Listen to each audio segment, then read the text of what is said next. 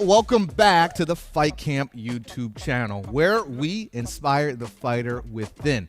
Now, we have an exciting video planned for you today, as we're going to go over the ultimate guide to body weight exercises. Whether you are a seasoned veteran or you're brand new to fitness, this routine and these exercises are going to be perfect for you. So let's dive right in. Before we get started, let's quickly go over why bodyweight exercises are great for beginners. Well, they require no equipment, so you can do them practically anywhere. And it's going to help build the foundation of your strength and your stability. Now, I'm really big on kettlebells and dumbbells and all types of resistance training, even using bands and other types of weights to help you growing it stronger. But I have a huge affinity for making people practice and perfect the art of your own body first before we go on to adding resistance. Now, our first exercise is the squat. Yes, the king of all exercises, targeting your lower body muscles. First, the quads, the hamstrings, the glutes, but also you're going to be using your core and your back when you squat. Now, again, you can add weight and have a back squat or a front squat or even a goblet squat and a lot of different variations thereof. But the body weight squat, that is one of the best moves to practice to perform. Now, everybody's body is different as well, so we're going to have different mobility with the hips, different ranges with our leg length. So everybody's squat position to begin may feel a little different, and that's okay. Stand with your feet about shoulder width apart. We're going to lower our body by bending the knees and pushing those hips back.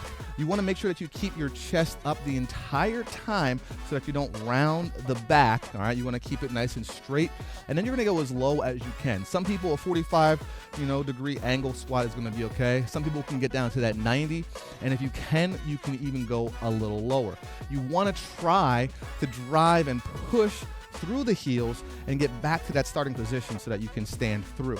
What you don't need to do is get all the way so that your butt touches the floor and come all the way up and squeeze your glutes and hyperextend yourself there. Don't get hurt. The bodyweight squat can be very practical, and you can work your way up through time, through sets, and through reps. One of my easiest and most favorite ways to start with is just sets of 10. Bang out 10 squats, shake it out, see how your body feels, build from there. Next up, we have the classic push-up, everybody's favorite for strengthening that chest, those shoulders, and those triceps. So here's how we do it. We're going to start off in a high plank position with our hands underneath our shoulders. I'm going to have those hands slightly wider than my shoulders, and what I want to do is push my feet back so I'm in that plank position. From here, if I just stabilize my core, well, you're going to start to feel it, trust me. You're going to begin in this position, and you're going to lower your body to the ground by bending the elbows until your chest just about touches the floor. Or you can touch the floor and go to a hand release. One of my favorite jokes about this is as you try to drive your body back to that normal position, press the earth away. Keep your core engaged and maintain a straight line from your head, shoulder, hip, and your ankle. Try your best to get to that starting position until your arms are extended back. Now, the push-up can feel really challenging at first, so I always would recommend people making modifications. You can drop down to the knee and still drive the hips forward, lowering your body slow and control, and then pressing back away. By going to the knees, all I'm doing is taking a less percentage of my body and helping my body out. That way, we can build up to the full push-up. Now let's go to exercise number 3. Exercise number 3 is one of my favorites. It's a core move, and it is the plank. More specifically, the elbow plank, which is going to target your core muscles and your back. Now, here's how we perform it. We drop down to the ground. I'm kidding. Sort of not. We're going to start in that push-up position or a high plank position, but instead of bending the arms, right, what I'm going to do is I'm going to rest my forearms down onto the ground. I want to make sure that my elbow is in line with that shoulder, and I'm going to try to keep my palms up. When you put your hands down, some people will teach different about that. I can actually get some leverage from the ground and engage that tricep. I want to isolate my core a little bit, so I'm going to keep my body in a straight line with my head to my heels. Try to engage your core, right, and hold that position as long as you can. That also might be really difficult for a lot of people, so you can modify and again go to that high plank position, which is still going to stabilize the core and still work the body. Now, the elbow plank, again, is a challenging movement, but it also requires the full body. So a great tip for that is to go through a 10-second max hold. What I love to do is get my athletes in that plank position, and as soon as I start the clock, I'm going to have them flex their quads, squeeze their glutes, pull their belly button up to their spine, and hold those muscles nice and tight for a 10-second count, and then drop down. And then, of course, repeat it. Now, let's go on to exercise number 4. Lunges. One of the best exercises to strengthen your legs and your glutes while also improving your balance. Because whenever you do a lunge, whether it is forward or backwards, at some moment, I'm going to be using just one leg only, right? So what you want to do is start off with your feet standing in about your hip width apart. And I'm going to take a big step forward with one leg.